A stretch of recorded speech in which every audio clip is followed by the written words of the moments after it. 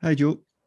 You didn't play a lot of football last season, and Celtic have obviously struggled at the start of this season. Are you and the club ready to put in the work to put Rangers back in their place? We're hello, by the way. Hey guys, nice to meet you virtually. I think undoubtedly the vibe and the atmosphere of this place is to work hard, is to push, is to make this club everything that it wants to be, and that's the only way you do that is with hard work and dedication. And obviously there's an awful lot of love. It seems like the kind of place you can be really proud to wear the badge, and it's something that I'm really excited to be a part of. David?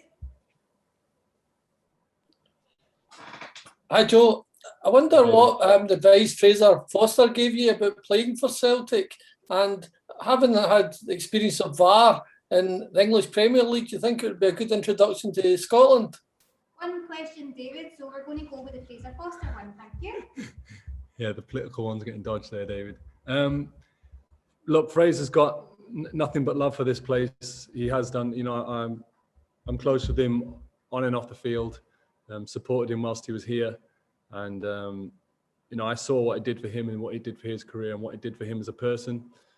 He obviously played very well here. That's great. That's all well and good. But he also really enjoyed his life. He really enjoyed his relationship with you guys. And, you guys are proud of him. He's super proud of you. And it's something that if I can get even a smidgen of what he did, then it'd be a great couple of years for me. Thanks, Joe. Hi, Joe. I was just wondering if the manager told you you'd be in the club to be the number one keeper, and are you ready to play on Thursday if you're called upon? Look, I don't think he's in a position when you get to this level, when you've got such good, strong squads. We've got some good keepers here that are already here before me, where you can be giving out assurances. I think he's obviously gave me the impression that he likes me as a goalkeeper. He's interested to see what I bring off the field as well. So, I'm sure if I can come and bring my level, both on and off the field, I'm going to give myself the best opportunity to play. And in terms of being ready, I feel it. I felt good in all training sessions so far. I feel physically good, but I think the proof will be in the pudding of, hopefully when I do get those first minutes and we'll see. Natasha? Hi Joe. What we've seen so far is that Ange clearly likes his goalkeepers to play quite high up the pitch, play with the ball at their feet. Is that a sort of style that suits you, or will you have to adapt your style to suit that? And what can you tell us about your attributes as a goalkeeper? Yeah, look, Ange's got his way. When I first was introduced to the concept of a goalkeeper that plays out, I was, a few years ago, I just presumed that meant that you have to be, unbelievable with the ball at your feet. But the more I've got comfortable with it, the more I've realised that it's a system, it's a way of playing. It's something that the whole team needs to buy into. It's not necessarily meaning that the goalkeeper at the back has to make things happen or pick passes that are dangerous. If everyone buys into the process, everyone shows for the ball.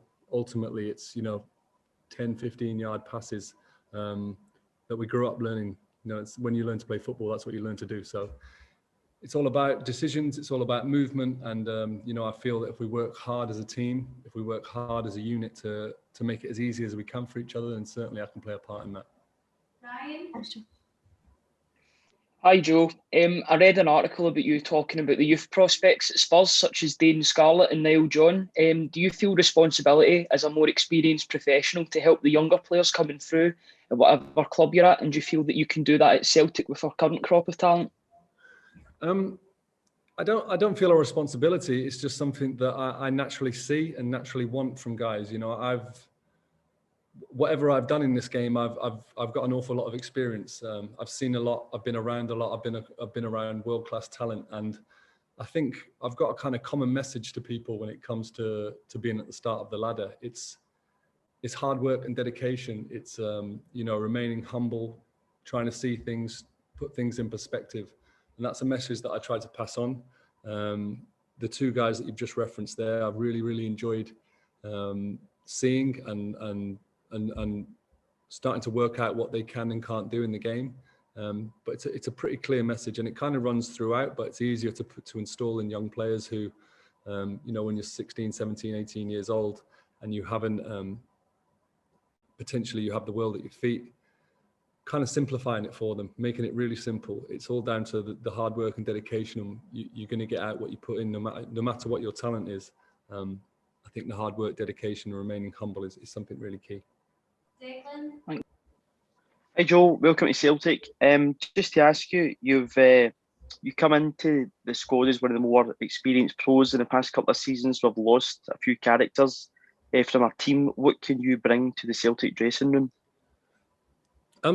Pretty much the same of what I've just talked about for young players, Declan. You know, I think I'm going to bring a hard-working attitude. I'm going to hopefully bring some positivity. I'm going to bring a lot of talent. I believe in what I can do, and I want to produce that on the field. And I want to also incorporate that as a team mentality. And I want to learn. I want to learn off the other guys. I want to learn off the guys who've had a lot of success here. You know, you need to be open-minded when it comes to football and starting something new. So, you know, I want to bring an open-minded mindset and try and bring something to the table. Hamish? Hi Joe, you already mentioned Fraser Forster, but I'm just wondering if you spoke to any other former Celtic players. I know you're close to Shay Given and Stilian Petrov as well. Yeah, I spoke to Stilian. You know, I've not managed to catch up with Shay about it, but I'm sure I will in the coming days. But as I've said, you know, I've just said in the press previous to speaking to you guys, just as I'm sure Celtic did their research on me as a person and as a goalkeeper, I did obviously my research as best I could, and you know the feedback was unbelievable. You know, there's nothing but positivity about this place, nothing but great words and great stories of special relationships with the fans, and enjoying those big moments. So, you know, Fraser was the same, Stilian was the same. I'm sure I'm going to speak to other guys, you know, as my time gets on here. And, you know, I'd love in future someone to be calling me about a potential move to Celtic, and me being able to give them all some really positive stories about what went on when I was here. Speedy? Hi Joe, welcome to Celtic. It's well documented with our problems recently around set pieces and especially defending them. Do you feel you can help rectify this problem for us with experience that you'll be bringing to the team in this area? Yeah, look, we're a new team, new manager, new ideas. The only way we're gonna get on top of these things that you mentioned is by, you know, hard work, is by understanding, is by growing together and finding a way that works for us. So obviously I want to bring my little bit to the table, but I think we're only gonna get in charge of this as a group.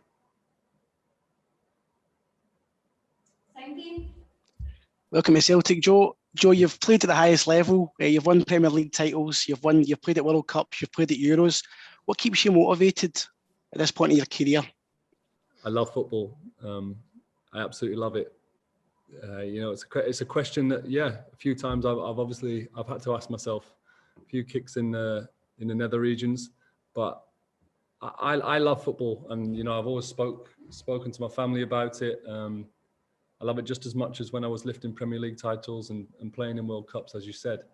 So whilst that passion's still inside me, and I'm getting these unbelievable opportunities, there isn't much else that I need to get me out of bed and getting the gloves on.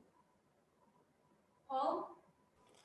Hi Joe. As a goalkeeper, how important is a strong number two in pushing you to your highest level? There's so much more to it. There's a great unit that, you know, when I've had my most success on the field, we've been really strong as a unit. We've had a lot of respect between the goalies, you know, the young guys that come up and help sometimes, the goalkeeper coach, the analysis team. There's definitely a kind of unit behind it, and I've always prided myself on trying to have the attitude of treating how I want to be treated. You know, for years I had it where I was literally the guy who was playing and was being supported. So I really wanted to put it into action these last couple of years. It was a good test for me to put my money where my mouth was, and when required, to support the goalkeeper playing at the same time. I want to be exactly the same, offer the same insights, same honesty, same energy in training. And for me, that's when you get your best results, when everyone's pushing in the same direction. And finally, Dan, please. Hi Joe, welcome to Celtic. You've played at Celtic Park in a charity game in 2018. How much are you looking forward to playing in a competitive game at Celtic Park? I don't think that even got close. It was a great occasion. Stan and Millie doing great things for their foundations and raising some really important money. And obviously they're good friends of mine. And as I referenced before with football, I played on the park for them. The fact that I managed to do it at Celtic was a huge occasion for me and a huge moment. But if you're talking about playing a competitive game with the badge on my chest, then it would be really special. Okay, thank you everybody. Thanks, guys.